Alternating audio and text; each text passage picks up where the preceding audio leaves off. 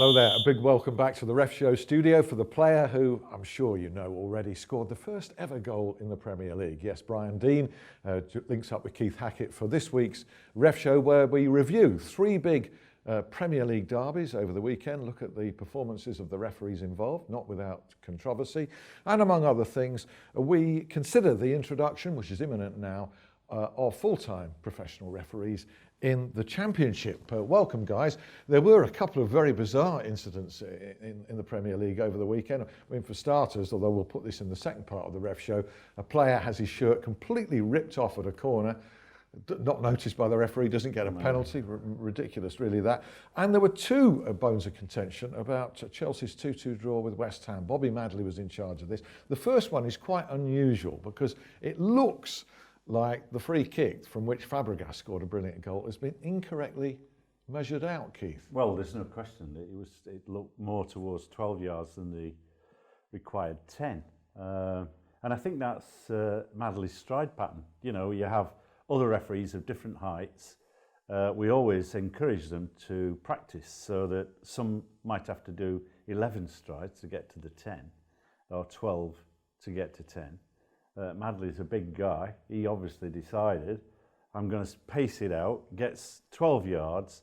The problem for the attacking team in that situation is you've squeezed the space behind the wall, and that's where managers tended to complain in the past about that particular. So it's not necessarily an advantage to the attacking team, to the kicker, to have that wall back further, is it? No, because a lot of them say they're trying to get the ball up and down. I mean, I was never good at free kicks. No, you never took one. But incidentally, just on that, I watched the highlights, and what they actually said was that the free kick was that good that it wouldn't have mattered. Yeah. Yes. You know, if they'd have pulled him forward, it would have still gone over. If they'd have come forward a yard or so. 9.1 metres, I think it's to give it its correct measurement, isn't it? Yeah, we go metric. We've got to be metric. Antonio committed a foul. This was the Chelsea equaliser, just outside the area. Well, it was not in the area. I think it's a bad call. I'm concerned overall this weekend and where the trends in the game is going around penalty kicks. Here, Madley, in fairness, shows courage to give one at long last. The problem is, it was outside the area. And quite rightly, he's looking for his assistant referee. So whilst it's his call, the expectation is his assistant should be in line with play, should be able to tell him whether it's in or out. He takes the stick for it. It was clearly out. Poor call by the decisions.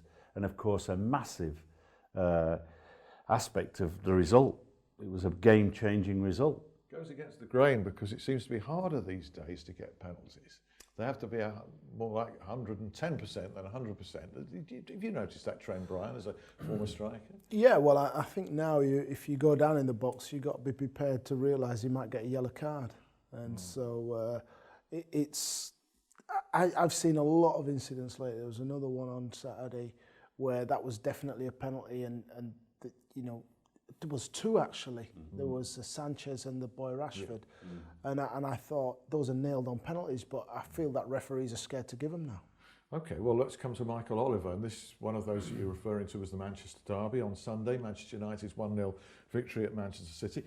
It turns out that this didn't affect the result in the end, but as Brian said, Marcus Rashford looks clearly to have been fouled. Well, see, just look at the game as a whole, and here we're seeing a referee, a young referee, who I think is making positive strides. I mean, his movement now, which was a problem at the beginning of the season, is less of a problem. So he's now got himself into a great position. Rashford is clearly fouled. There's no question that he's fouled. There is no need for that player to go down. He's in possession of the ball, and look what he did on the first event. He scored. So here's a chance of him scoring. And Oliver just stood there and did nothing and left everybody like, well, what's happening? Whereas if you're not going to give it, turn and go. Get out of the way or give it a big no. It's not a penalty kick. Players filled the void with a big contretemps, didn't there? It was not a million around and arguing. Well, for a period, his authority is in question but it's created by his lack of authority to make the right decision. It was an easy penalty kick award, to be honest. And just another point from that game, shouldn't Chris Smalling have been sent off, second yellow? Absolutely no question. I mean, if you issue a yellow card for an offence early on and the player commits the same identical challenge, which has been cautioned for earlier, then he has to go. And in fact, there were probably one or two that he got away with. You know, referees have got to be consistent. Doesn't matter what the game is. If a player commits that level of offence, you've got to be consistent as a referee. So I'm taking Michael Oliver to task, even though you admit he's a quality referee with a great future. Just at the other extreme on the weekend derbies, Martin Atkinson maybe had the most difficult of the lot, potentially. Newcastle Sunderland finished as a 1-1 draw. Came through well, Brian. Yeah, I've got no queries written down here. No, I think he controlled the game quite well, especially when you think about what was at stake for both teams. It was well handled. Yeah, it's always refreshing when the referee isn't, you know, a focal point, and I think that the game flowed quite well. What did you think? I think that he's a very experienced referee. I think he now knows he's going to Europe. He's relaxed, and I think that performance is what the Martin Atkinson that we know. Consistent, good communication with the players. He's a sponge in a way. He accepts, you know, any form of conflict he can deal with, but he keeps the players informed of what he's doing. He's got a nice style to him, and I think, you know, he really has come on this season to be one of our top referees and consistently performing referees. He's going to the Euros with Mark Clattenburg. We'll look at Mark Clattenburg's game and the second part of the ref show. Ref Cam made a few points on that I want to raise with you, Keith. Finishing this half with Swansea Aston Villa, this was Mike Deane in charge. Some interesting comments from Guy Beale, You Are the Ref's Guy Beale, on Ref Cam about this game. He was generally praiseworthy of Deane and said, quotes, "I lost count of the number of advantages he played. It's a strong point of his game." What do you think? It is a strong point of his game, but the reality is his reputation goes before him. They know that this is Mike Deane. They know what they can do with Mike Deane in terms of don't take it too far, because he has a consistency. And there's no question that he's been one of our top performing referees now for a number of years. And great credit to him.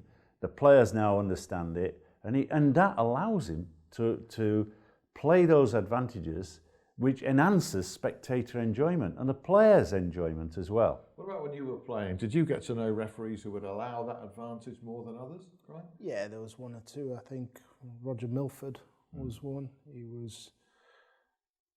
I could think of one or two others, but I don't hold them with... Well, who didn't? One or two who didn't, who was No, yeah, Roger Milford was excellent. Yeah. You know, He was very much a players' referee. Yeah. Some similarity between Milford and our own Mark Halsey in terms of getting on with the players and communicating well. It's a fine calculation, isn't it, as to whether it really is an advantage, because you see some playing it in a team's own half, thinking they've got a break on. Yeah. Well, I always used to find that David Ellery was much like that. Don't know if I'm going to make any enemies here, but I always felt that he was.